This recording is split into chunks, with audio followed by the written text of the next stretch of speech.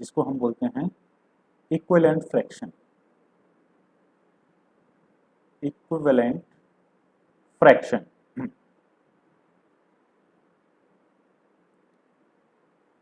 समझेंगे equivalent fraction क्या होता है। Fraction means numerator upon denominator, numerator हो सकता है और डिनोमिनेटर भी होगा, ठीक है। Equivalent fraction is called the when we multiply the numerator and the denominator by the same number is called equivalent fraction। Means जब हम न्यूमरेटर में मान के चलो एक नंबर से मल्टीप्लाई कर रहे हैं तो उसी नंबर से हमें मल्टीप्लाई करना पड़ेगा डिनोमिनेटर में, then we can get the equivalent fraction. For example जैसे मैंने बोला 1/2 आपके पास फ्रैक्शन है और 1/2 का आपका इक्विवेलेंट फ्रैक्शन बनाना है। तो जैसे 1 में अगर मैं 2 से मल्टीप्लाई करूं इस 1 में, तो हमें इस वाले 2 में भी 2 से मल्टीप्लाई करना पड़ेगा, then we can get the equivalent fraction. 2 1 is 2, 2 2s are 4, तो 1/2 का इक्विवेलेंट फ्रैक्शन हो जाएगा 2/4। वैल्यू सेम रहती है, फ्रैक्शनल वैल्यू सेम रहेगी, बस न्यूमरेटर एंड डिनोमिनेटर चेंज हो जाएंगे। 1 का यहाँ पर 2 हो गया और 2 का 4 हो गया, 2 का 2 टाइम्स और 1 का 2 टाइम्स, ठीक है, सेम चेंज होगा। अब जैसे फॉर एग्जांपल मैं 1 में 2 से मल्टीप्लाई नहीं करता हूं, मैं 1 में करता हूं 3 से मल्टीप्लाई एंड 2 में करता हूं 3 से मल्टीप्लाई, सेम मल्टीप्लाई करना पड़ेगा। 3 1s आर 3, 3 2s आर 6, ठीक है। तो we can get the equivalent fraction, equivalent fraction of 1/2। आप आंसर देंगे, आंसर क्या हो जाएगा 1/2 के हो जाएंगे 1/2 always equals to 2/4 always equals to 3/6 and 4 से मल्टीप्लाई करेंगे तो 4/8, 5 से मल्टीप्लाई करेंगे 5/10 एंड सो ऑन आता जाएगा। जैसे 1/2 में मैं अगर 1/2 का इक्विवेलेंट फ्रैक्शन बनाना है, अगर मैं 5 से मल्टीप्लाई करता हूँ 1 multiply by 5 and 2 multiply by 5, then we get 5 as a numerator and the 10 as a denominator, then 5/10 is also the equivalent fraction of 1/2। okay, understood। तो आपका जो भी नंबर से मल्टीप्लाई करेंगे तो न्यूमरेटर में आप जिस नंबर से मल्टीप्लाई कर रहे हैं तो डिनोमिनेटर में भी हमें उसी नंबर से मल्टीप्लाई करना होगा। एक दो एग्जांपल जान लेते हैं समझने के लिए। जैसे मैंने बोला क्वेश्चन आपके सामने है, find the equivalent fraction, find the 3 equivalent fraction of 2/3। Find the 3 equivalent fraction of 2/3। अब 3 इक्विवेलेंट फ्रैक्शन कुछ भी हो सकते हैं, वो डिपेंड करता है कि आप किस नंबर से मल्टीप्लाई कर रहे हैं। फॉर एग्जांपल फ्रैक्शन है आपका 2/3, तो फर्स्ट मैं इक्विवेलेंट फ्रैक्शन निकालूंगा, वो आएगा 2/3 में 2 में 2 से मल्टीप्लाई करो एंड इस 3 में भी 2 से मल्टीप्लाई करो। तो first number we can find 2 multiplied by 2 equals to 4 and 3 multiplied by 2 equals to 6। तो 4/6 is the equivalent fraction of 2/3। First equivalent fraction आ गया। सेकंड इक्विवेलेंट फ्रैक्शन आ जाएगा जैसे 2/3, 2 से मल्टीप्लाई कर दिया, अब हम 3 से मल्टीप्लाई करेंगे। 2 में 3 से मल्टीप्लाई किया इस 2 में, तो इस 3 में भी 3 से मल्टीप्लाई करना पड़ेगा। तो 3 multiplied by 2 6 हो जाएगा एंड 3 multiplied by 3 9 हो जाएगा। तो 6/9 is also the equivalent fraction of 2/3। And the third 3 मुझे फाइंड आउट करना है ना 3, तो 2/3। अब आप बोलोगे सर मैं 4 से नहीं कर रहा हूं, तो हम किससे करेंगे, मान के चलो 5 से कर लो। तो 2 में 5 से मल्टीप्लाई करेंगे, बट अगर न्यूमरेटर में 5 से कर रहे हैं तो आपको डिनोमिनेटर में भी 5 से ही मल्टीप्लाई करना पड़ेगा, तभी आपका इक्विवेलेंट फ्रैक्शन आएगा, नहीं तो वैल्यू चेंज हो जाएगी। 5 multiplied by 2 10 हो जाएगा, 5 multiplied by 3 15 हो जाएगा। It means 10/15 is also the equivalent fraction of 2/3। तो 2/3 के हमने 2/3 4/6 आ जाएगा फर्स्ट इक्विवेलेंट फ्रैक्शन, सेकंड आ जाएगा 6/9, थर्ड आ जाएगा 10/15। Okay and so on. ये इनफाइनाइट आ सकते हैं, इक्विवेलेंट फ्रैक्शन इनफाइनाइट आ सकते हैं, इसका कोई भी लिमिट नहीं है। अगर मैं 6 से मल्टीप्लाई करूंगा तो 4th आ जाएगा, 7 से मल्टीप्लाई करूंगा तो 5th आ जाएगा इक्विवेलेंट फ्रैक्शन। तो आप जो भी इक्विवेलेंट फ्रैक्शन निकालेंगे तो उसके बहुत सारे इक्विवेलेंट फ्रैक्शन आ सकते हैं किसी भी फ्रैक्शन के। अंडरस्टूड? चलिए आगे बढ़ते हैं। जैसे क्वेश्चन आपके सामने रखा, please find two equivalent fraction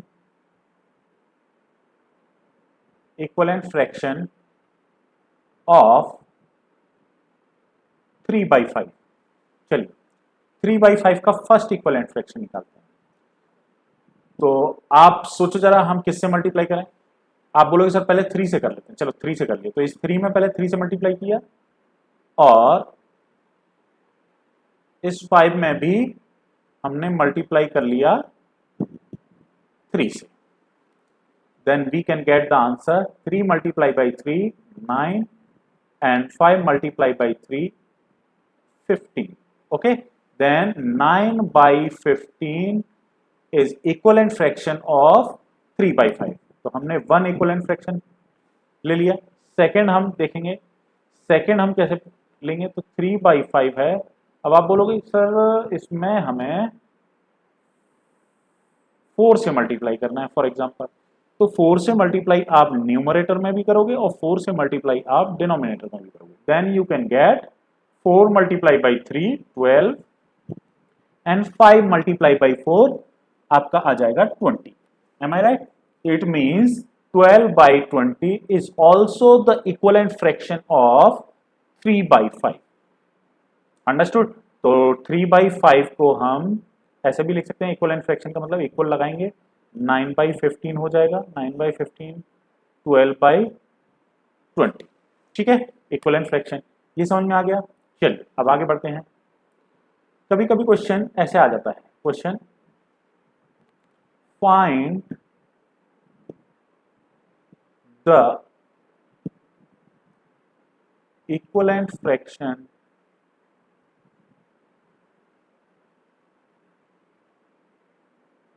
of 3/5 but the denominator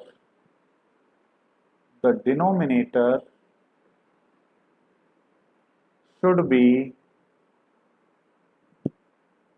20। For example ये क्वेश्चन आ गया, find the equivalent fraction of 3/5 but the denominator should be 20। चलिए सॉल्यूशन देखते हैं। आपका ये 3/5 है और इसका जो इक्वलेंट फ्रैक्शन होगा उसका जो डिनोमिनेटर होना चाहिए वो कितना होना चाहिए, 20। ठीक है, तो यहां डिनोमिनेटर 5 है, यहां डिनोमिनेटर 20 है, तो बताइए 5 का डिनोमिनेटर 20 है तो ये कैसे आया होगा, 5 में हमने 4 से मल्टीप्लाई किया होगा तभी तो हमारे यहाँ 20 आया होगा, क्योंकि डिनोमिनेटर सेम होने चाहिए। तो जब हम न्यूमरेटर में भी 4 से मल्टीप्लाई करेंगे यानी 3 multiply by 4 करेंगे तो ये आ जाएगा 12/20, यानी हमारा 12/20, यानी हमारा जो इक्वलेंट फ्रैक्शन रहेगा 3/5 का वो रहेगा 12/20। ठीक है, चलिए नेक्स्ट क्वेश्चन की तरफ पढ़ते हैं। जैसे मैंने बोला क्वेश्चन ऐसे भी आ सकता है, find the equivalent fraction of 3/7 but numerator should be 21।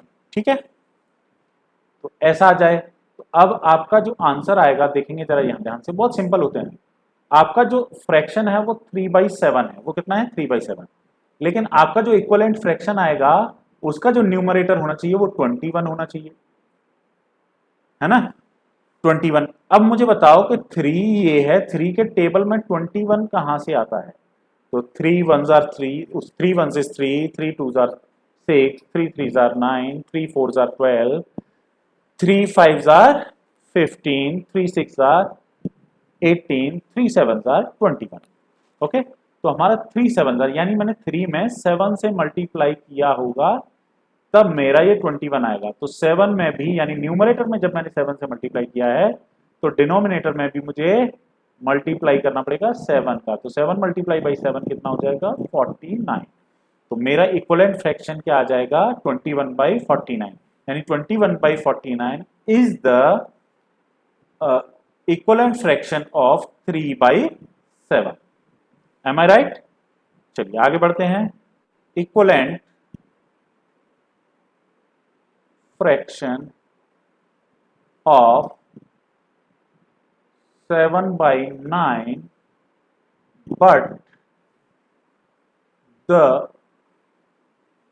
denominator should be 18। ठीक है, चलिए इसका आंसर देखते हैं। इसका आंसर जब हमें निकालना है तो सबसे पहले आप फ्रैक्शन को लिखिए 7/9 और इसका जो इक्वलेंट फ्रैक्शन आएगा उसका डिनोमिनेटर क्या होना चाहिए 18, यानी डिनोमिनेटर का मतलब ये जो वैल्यू है ये 18 होनी चाहिए। अब न्यूमरेटर हम फाइंड आउट कर सकते हैं क्योंकि हमें पता है कि ये जो 18 है नीचे, यहाँ 18 है यहाँ 9 है, तो ये 18 कब बना होगा जब इस 9 में 2 से मल्टीप्लाई करना होगा। ठीक है, यानी 18 में हम ऐसे लिखेंगे, तो 7 में भी हमें 2 से मल्टीप्लाई करना होगा, यानी हम जब 2 से मल्टीप्लाई डिनोमिनेटर में किया है तो 2 से मल्टीप्लाई हमें न्यूमरेटर में करना होगा। That is the main reason to find out the equivalent fraction. If you want to find out the equivalent fraction, then you have to multiply with the same number of numerator as it multiply by in the denominator। Okay, तो आपको same number से ही multiply करना पड़ेगा, यानी numerator में अगर 2 से multiply किया है तो डिनोमिनेटर में 2 से मल्टीप्लाई करना पड़ेगा, अगर डिनोमिनेटर में 2 से मल्टीप्लाई किया है तो न्यूमरेटर में भी हमें यानी 7 में भी हमें 2 से मल्टीप्लाई करना ही पड़ेगा, यानी इसका जो इक्वलेंट फ्रैक्शन आएगा 14/18 आएगा। अंडरस्टूड? चलिए आगे बढ़ते हैं।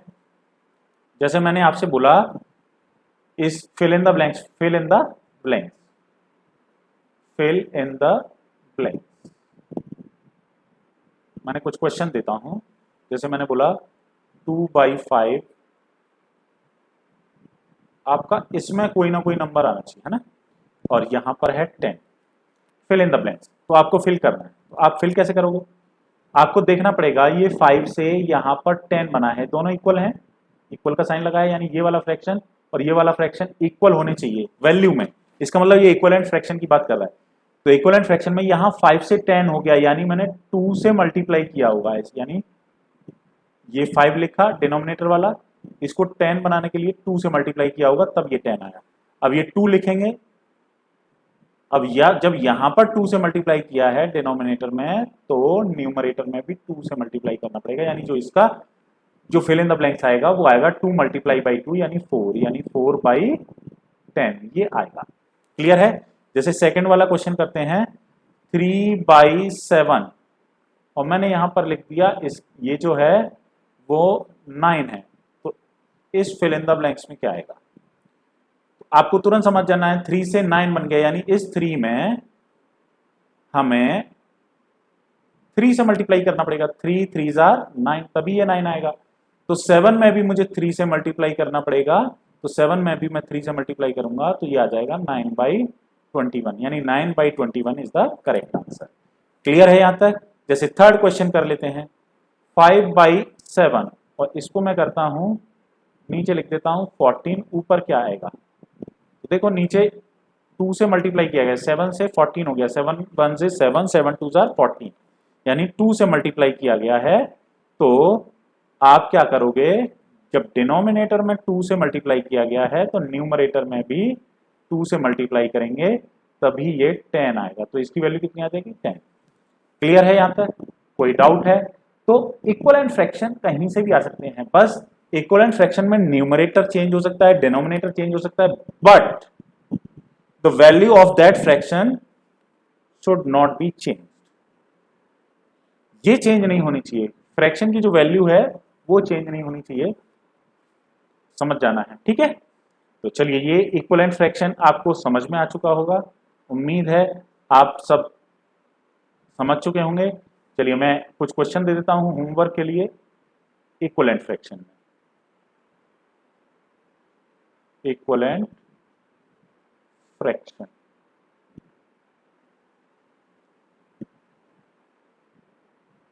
आपको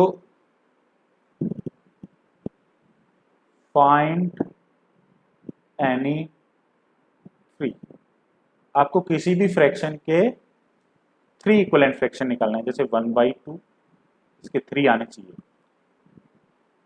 2/7,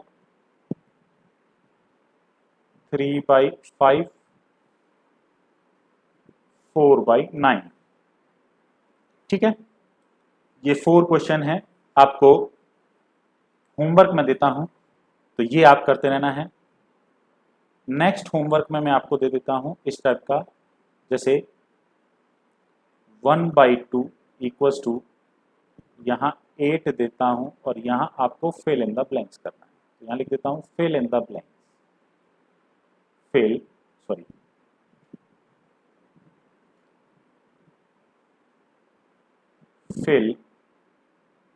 इन the blanks, fill in the blanks में जैसे सेकेंड क्वेश्चन दे देता हूं 3/5, इसका न्यूमरेटर 21, और ये आपको फिल करना है, ये कितना आएगा।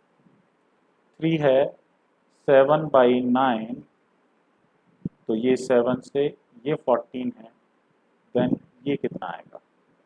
4 है, 5/7 है ना, तो ये 35 है, देन न्यूमरेटर क्या होगा। 4/9 है, ये आपका क्या आएगा अगर ये 81। ठीक है, तो 5 क्वेश्चन इस तरीके से हो गए। ये भी इक्विवेलेंट फ्रैक्शन का पार्ट है। तो चैनल को सब्सक्राइब जरूर करिए, लाइक जरूर करिए और बेल आइकन को जरूर दबाइए, जिससे आपको आगे का जो इस फ्रैक्शन वाला पार्ट है वो आपको जल्दी से मिल जाए। तब तक के लिए धन्यवाद। ठीक है।